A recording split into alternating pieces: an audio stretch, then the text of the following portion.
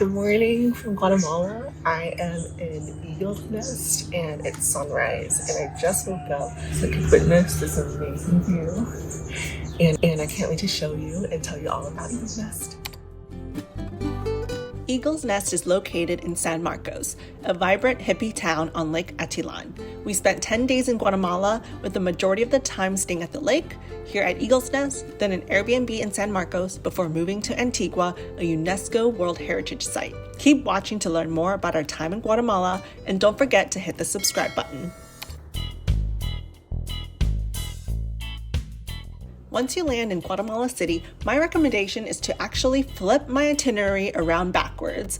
Instead of driving the 3 to 4 hours to Panajachel in Lake Atitlán, drive to Antigua instead, as it's 1.5 hours, and after a long day of travel, all we wanted to do was to lay down and stop commuting. But anyways, I live and learn and share my tips with you so you don't repeat the same mistakes that I did. We shared a car ride with 2 other strangers to Panajachel for half the price of an Uber, and because the roads are so windy, my friend Andrea and I got car sick, so we ended up resting at the Selena hostel and eating lunch before getting on a boat to San Marcos. The boat dock is really close to the Selena and runs about every 15 minutes, so just show up and tell them where you're heading. Each boat ride is 15 quetzales. Make sure to have exact change, as they might not have exact change to give back sometimes. Our ride was extremely bumpy. We were flying out of our seats, so I recommend not sitting in the front, as that's the bumpiest. There are a bunch of stops and it took about 45 minutes to get to San Marcos. Lake Atitlán is so picturesque, surrounded by 3 volcanoes and quaint indigenous villages.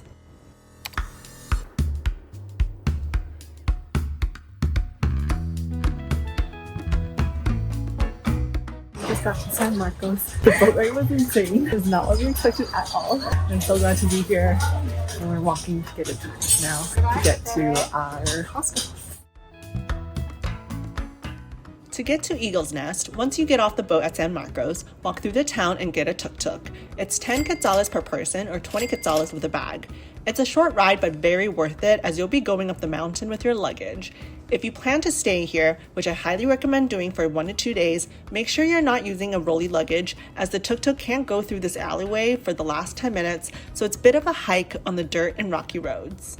We were so excited to finally make it to the hostel after traveling for so long. There's no place quite like Eagle's Nest. It is so unique. Eagle's Nest is a mini yoga retreat with yoga classes twice a day and daily workshops available to all residents. It is an eco-lodge perched on the mountainside overlooking Lake Atitlán and surrounded by greenery everywhere.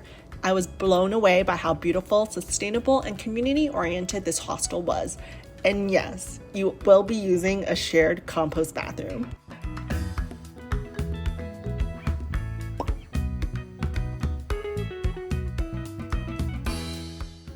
There's like places you can sit.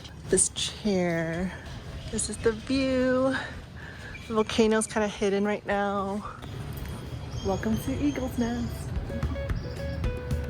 So there's like a lot of nooks and crannies here, which is really cool. We're gonna go find Andrea. She went to the secret garden of the tea lounge. Lots of stairs. Gotta be careful. All right. And oh, cute! Look at that. Oh, yeah, and a very questionable little cushion there. Very cool.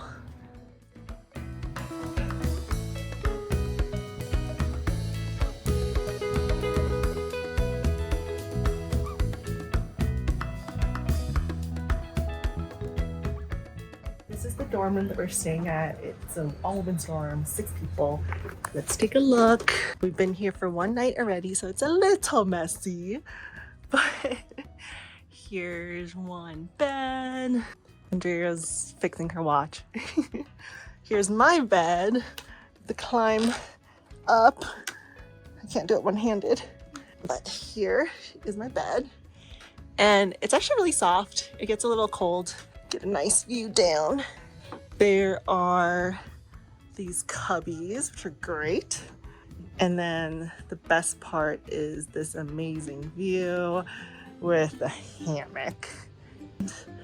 Can't see the volcano right now. And then we get a sink here. And yeah.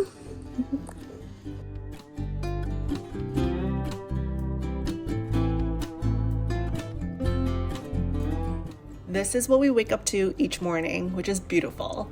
Now let's tour the premises.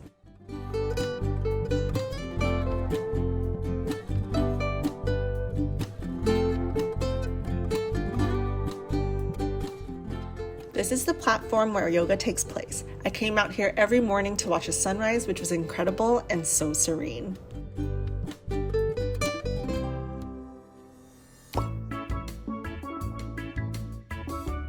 I love that there are 2 yoga classes offered each day here at 8:30 a.m. and 11:30 a.m.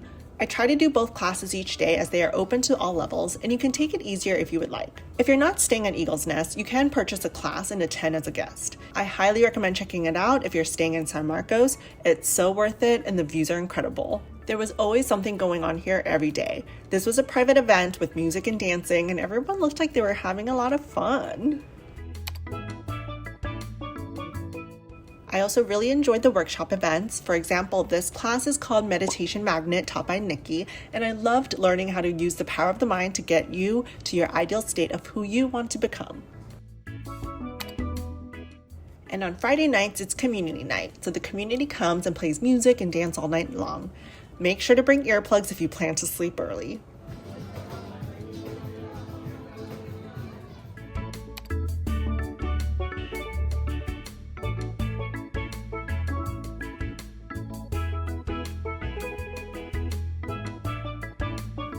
All 3 meals are included in your stay and served at the restaurant. The meals are vegetarian though. There are a few meat options as well. In the morning, there's free coffee, and each meal comes with a juice as well. You can also order other food like desserts and sandwiches, but it's not included. I never got tired of the view and loved looking out at the lake and volcanoes as I ate. We're heading out, leaving Eagle's Nest after 3 nights, and we're heading to a different part of the lake, going to Casa del Mundo. So excited because I've seen this place all over on Instagram and Reels and TikTok, so we are finally staying there.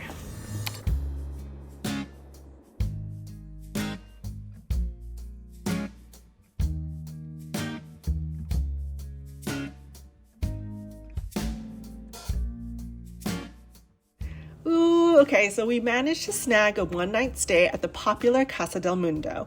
I started seeing TikToks of this place and fell in love with it, and that's how Guatemala moved up on my bucket list. It feels so luxurious, a secluded getaway, kind of romantic, with a restaurant on site, and the food is pretty good. Fair warning though, there's a lot of stairs here.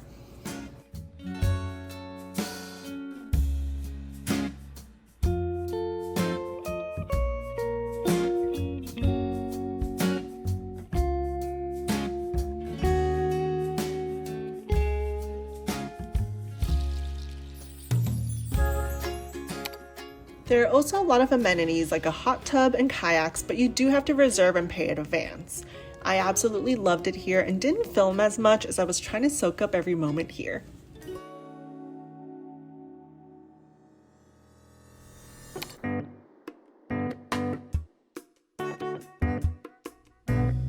San Marcos town has a lot to offer. It has a reputation as a hippie town, so it's very vibrant, lots of vegetarian and healthy food, lots of yoga, Ayurvedic, retreats, and workshops. We stayed at an Airbnb with lake access, which we loved.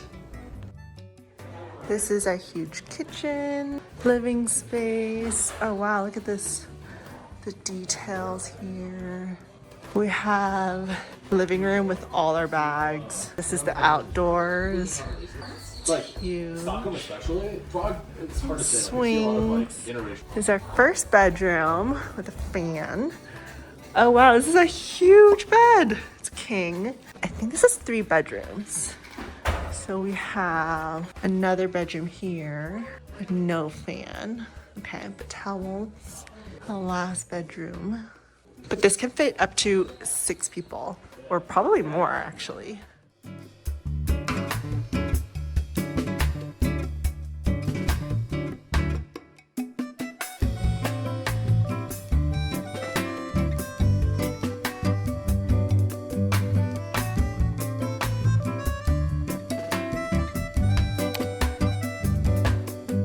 So what is there to do in San Marcos? There is the Cerro Tzankujil Nature Reserve, which is a popular swimming spot with a 12 or 20 meter jumping platform into the lake. Different websites list different heights. Entrance is 15 quetzales for foreigners, and it is a nice stroll in the jungle. So it's worth checking out and spending some time there. One of our favorite restaurants is Vida Restaurant. There's meat on their menu and live music every day and at night. There's also this really cute dog begging for food.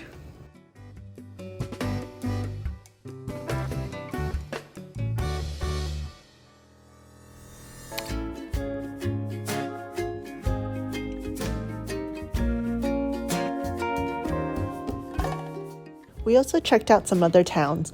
It's easy to get around by boat, so we did a day trip and fell in love with how artsy and colorful San Juan is. There are a lot of art galleries rich with Mayan culture here.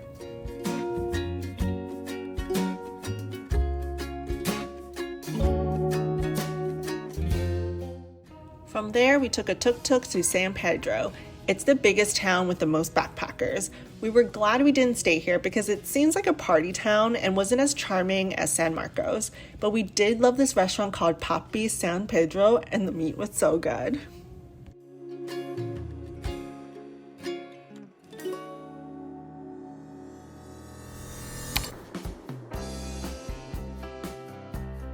After a super relaxing time at Lake Atitlán, we made our way to Antigua. Antigua is a UNESCO World Heritage Site with so much colonial charm. We took a shuttle from Panajachel and booked it in advance through the Selena. It reminds me a lot of Oaxaca and Cusco. The cobbled streets, colorful buildings, and towering peaks of nearby volcanoes create a breathtaking backdrop. Even the McDonald's and Taco Bell here are in these incredible complex buildings and so beautiful. There were so many amazing restaurants we went to and loved. I'm going to talk about all of them here. 27 Adentro blew me away. It was definitely one of our favorite restaurants. Once Once is vegetarian and really good as well, but as you probably know by now, I'm a meat eater, so it wasn't my top favorite. Perolito is a really good ceviche hole-in-the-wall spot. Frida's is a Mexican restaurant, but the queso was so good. And then our absolute favorite restaurant was Por Que No. It's so amazing. Go right when they open or make reservations because it's a tiny spot.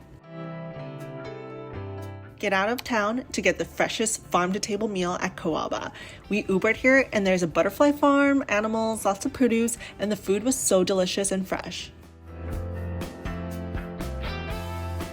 For cafes, you must go to the Starbucks in Antigua. This is one of the most beautiful Starbucks ever. It's super cute and huge with so many rooms. There's indoor, outdoor seating, and look how cute the Guatemala Starbucks mug is. I didn't end up buying it and I'm so regretful. Some other coffee shops we really liked is El Gran. They had really good mochas. Another cafe is Serve Hope. They have this nice rooftop area. And lastly, Sky Bar during the day has an amazing view of the volcanoes. We also did the Antigua bar crawl. Though we had a lot of fun, it wasn't really worth the price point. But if you're solo traveling or looking to make friends, then I say do it. It is a lot of fun.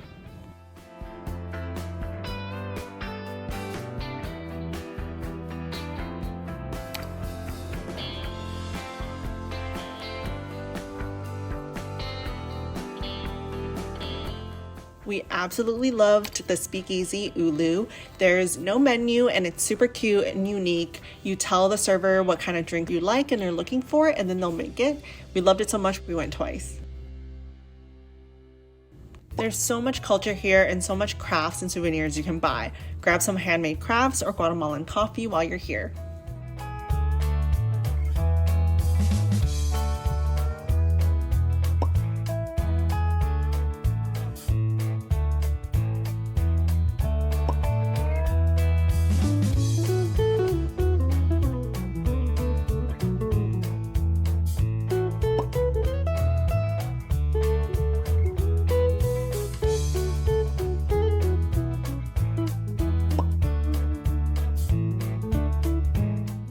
if you watch my other solo travel videos, you know that I love walking tours.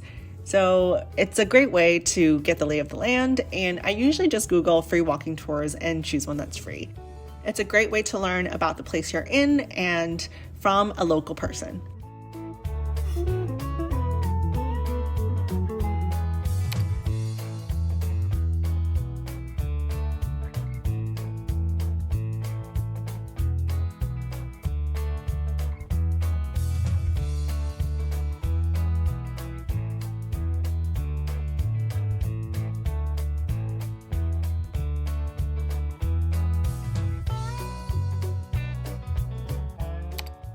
We also stopped by the Salina to see what kind of events they were having, and oh my gosh, we were blown away by how beautiful and big the Salina was. There's even a pool, lots of hammocks around, multiple restaurants.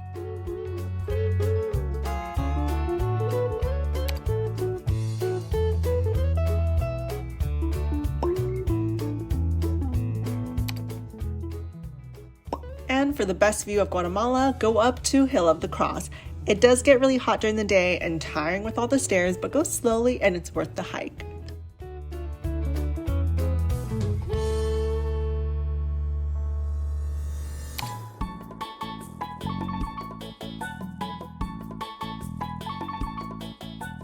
Another must-do in Antigua, if you have a few hours to spare, is to take a shuttle to Hobbitenango.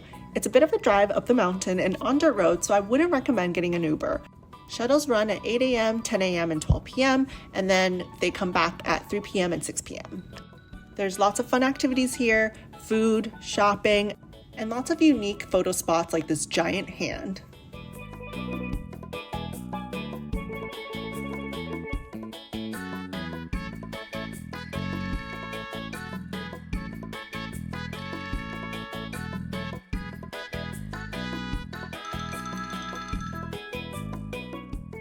There's this giant swing, which actually looked a lot scarier than I thought it'd be.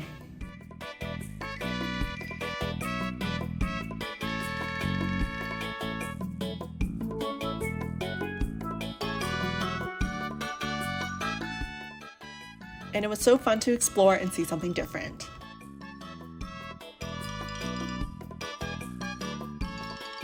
As you can see, there's so much to do in Guatemala, and there's something for everyone.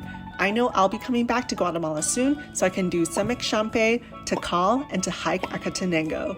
Don't forget to subscribe so you don't miss out.